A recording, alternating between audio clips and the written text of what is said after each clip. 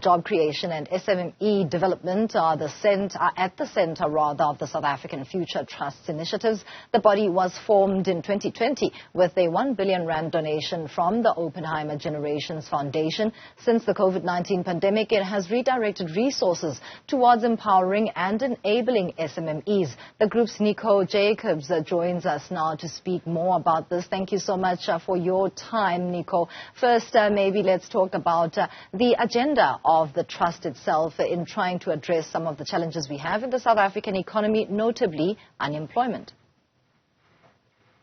Tumi, thanks for having us, and thanks to all your viewers for listening. Yeah, like you said, the trust started with a 1 billion rand injection from the Oppenheimers during COVID.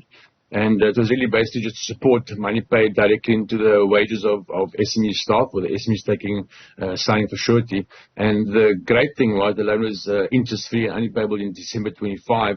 So it was really a great breathing space. And, fortunately, we've had more than 20% paid back, which is just great testimony to everyone who basically started recovering to pay back so we can help more people. And the big question is what next, right? So COVID hopefully is gone, but there's still lots of repercussions of COVID in businesses.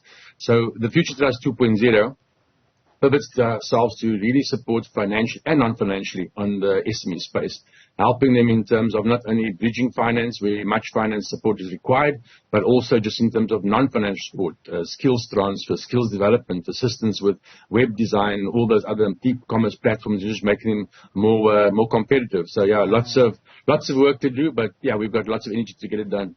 Now, Nico, what criteria of SMME is looked at in terms of being funded and assisted by the trust? Yeah, look, I think there's lots of different issues and concerns, and I think the first thing we attempted to do is to see exactly what's the issue facing SMEs. You can read lots of articles. We heard Grant talking about job creation and the issues around that. But we tapped into our base and we started asking very pertinent questions. I spent a lot of time visiting and talking to our clients and different stakeholders in this whole SME space and ecosystem. And fundamentally, I mean, no surprise, load shedding was right on top of that list. Secondly, lots of companies struggling to get money paid by customers, and that's a massive domino effect because, big company A doesn't pay company B can't pay company C, and company C can't pay company D. So, just unlocking the working capital cash flow at that point. So we're looking to partner with some really cool people who've got some great initiatives and ways of operating in terms of unlocking cash flow. And it's really in terms of, and you'll see more as we go along, as we launch all these initiatives about just supporting SMEs. So, if you've got money locked up, tied up by big corporates or maybe even government functions or contracts that hasn't been paid, we've got a great solution for that coming up shortly, and that will assist and support, seed capital, bridging finance, capital to scale. And obviously, look, there's a huge focus on the business, but probably even a bigger focus on the actual jockey, the actual SME owner, the skill set they got, their curiosity, their level of risk appetite, how much energy they have, the level of adaptability in the environment. Also, what's their sense of mission and purpose? I mean, what are they really setting out to do? So we're going to partner with some really great partners, and we're going to make a massive impact in this space. As a parting shot, Nico, the challenges that the SME sector faces, what stands out as you've highlighted the likes of load shedding? Yeah, so load shedding has massive impacts, not only on the business function, many spaces, especially in the manufacturing, other sectors, scanning, packaging, no power means no production, and that becomes an issue. But there's a lot of added cost to it. Inefficiency, not basically optimizing labor. I mean, I've got, in my own personal capacity, I've got businesses, and there's nothing worse than folks just standing around not able to work because they haven't got the power to be able to do that. But there's also additional costs associated, diesel, generators, all those things, and it's really getting to a point where it's massive, knock-on effects in those spaces.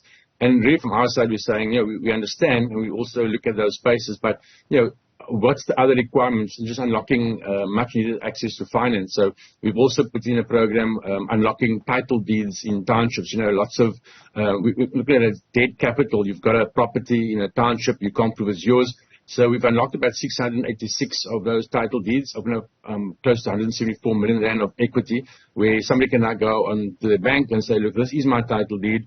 I'm looking for 50,000 rand to build a backroom rental accommodation or starting a spa or a hair salon, and just finding different ways to stimulate the economy, finding unique ways. And we've had some great partners in doing that. So we'll continue to look at basically looking at good partners and seeing how we can work with him to unlock much needed access to finance and the ability to pay operational expenses with all the different issues facing businesses right now.